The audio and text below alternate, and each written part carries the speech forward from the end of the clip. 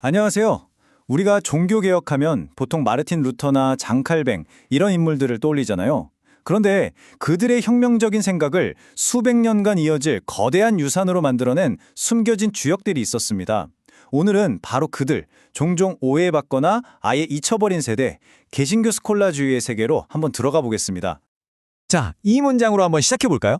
이게 이 시대를 관통하는 아주 핵심적인 미스터리를 담고 있거든요. 아니, 종교개혁의 기초를 다지고 그걸 지켜낸 사람들이 왜 역사 속에서 제대로 된 찬사 한번 받지 못했을까요? 네, 바로 이 질문. 이게 오늘 우리가 한번 제대로 파헤쳐볼 문제입니다.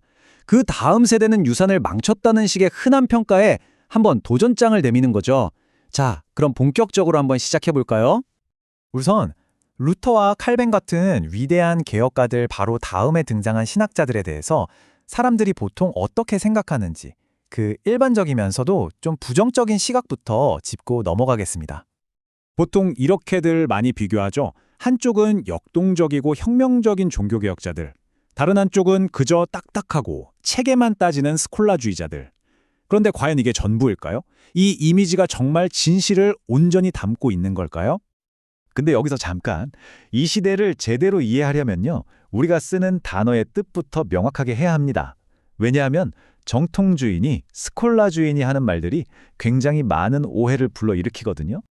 자, 첫 번째 단어, 정통주의입니다. 이게 무슨 부정적이거나 딱딱한 느낌의 단어가 아니고요. 당시에는 하나의 목표 같은 거였어요. 막 태어난 개신교회가 살아남고 또 정체성을 분명히 하려면 우리는 무엇을 믿는가 하는 그 내용을 올바르게 세워야 했거든요. 바로 그 노력이었던 거죠. 그리고 바로 이 지점이 정말 중요한데요. 스콜라주의는 믿음의 내용, 즉 무엇을 믿느냐의 문제가 아니었어요. 이건 어떻게 생각하고 어떻게 체계적으로 정리할 것이냐 하는 학문적인 방법론에 대한 이야기였습니다. 경직된 철학이 아니라 생각을 명료하게 정리하는 도구였던 셈이죠. 근데 이런 질문 하실 수 있어요. 스콜라주의 하면 왠지 모르게 좀 딱딱하고 철학적이고 마치 중세 시대로 돌아가는 듯한 그런 느낌이 들잖아요? 근데 꼭 그렇다고만 볼 수는 없어요. 이건 과거로 돌아간 게 아니라 오히려 그 시대의 최신 학문 방법론이었습니다. 중세의 탄탄한 논리적 구조에다가 르네상스 인문주의자들이 강조했던 고전 언어 분석이라든지 명확한 논증 방식 같은 것들을 결합한 뭐랄까 미래를 내다본 지적인 종합 작업이었던 거죠. 자, 그럼 이제 진짜 핵심적인 이야기로 한번 들어가 볼게요.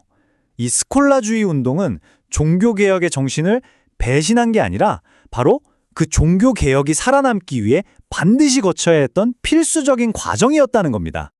이 부분은 자료에서도 정말 강력하게 이야기하는 부분인데요.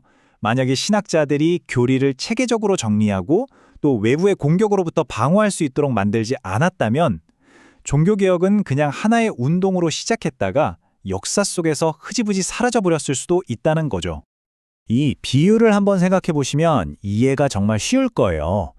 종교개혁자들이 이런 멋진 건물을 짓자 하고 혁신적인 비전을 제시한 건축가였다면 스콜라주의자들은 그 건물이 수백 년 동안 비바람을 견딜 수 있도록 아주 정교하게 설계도를 그린 엔지니어들이었던 셈입니다. 둘 다 꼭 필요했던 거죠. 흔히들 개신교 정통주의 하면 뭔가 하나로 똘똘 뭉친 딱딱한 덩어리라고 생각하기 쉬운데요. 절대 그렇지 않았습니다. 오히려 굉장히 다양하고 또 끊임없이 발전했던 국제적인 운동이었어요. 이 연대표를 보시면 금방 아실 수 있을 거예요. 정통주의가 결코 가만히 멈춰있던 게 아니라는 걸요. 초반에는 신앙 고백서들을 만들면서 기초를 다졌고 전성기에는 내부적으로 아주 활발한 논쟁을 벌이면서 신학을 더 깊이 발전시켰어요. 그리고 후기에는 계몽주의라는 새로운 도전에 맞서 변화를 모색했죠. 이렇게 150년이 넘는 시간 동안 계속해서 움직였던 겁니다. 그리고 이게 또 중요한 게 어느 한 나라에서만 일어난 일이 아니었다는 거예요. 네덜란드, 독일, 스위스, 프랑스, 영국, 스코틀랜드까지 유럽 전역의 신학자들이 국경을 넘어서 서로의 책을 읽고 편지를 주고받으면서 거대한 지적인 네트워크를 형성했던 거죠.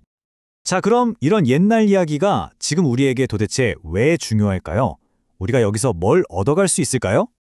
핵심은 이겁니다. 이 시기가 그냥 과거의 한 장면으로 끝난 게 아니라는 거예요. 이때 만들어진 신학적인 시스템, 개념들, 용어들이 오늘날 우리가 아는 개신교 사상의 뭐랄까 일종의 운영체제, 그 기반이 된 거죠. 예를 들어 19세기에 아주 유명한 신학자들이 쓴 두꺼운 조직신학 책들 있죠. 그 내용의 뼈대가 바로 이 시대에 만들어졌습니다.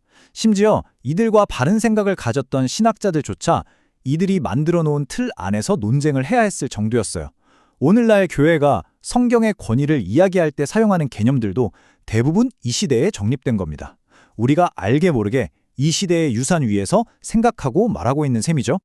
결국 이 모든 이야기는 우리를 마지막 질문으로 이끌고 갑니다. 정통주의는 과연 뜨거웠던 종교개혁의 불길을 점재우고 길들인 것이었을까요? 아니면 그 혁명의 불꽃이 꺼지지 않고 활활 타오를 수 있도록 단단한 화로를 만들어준 필연적인 완성이었을까요? 여러분은 어떻게 생각하시나요?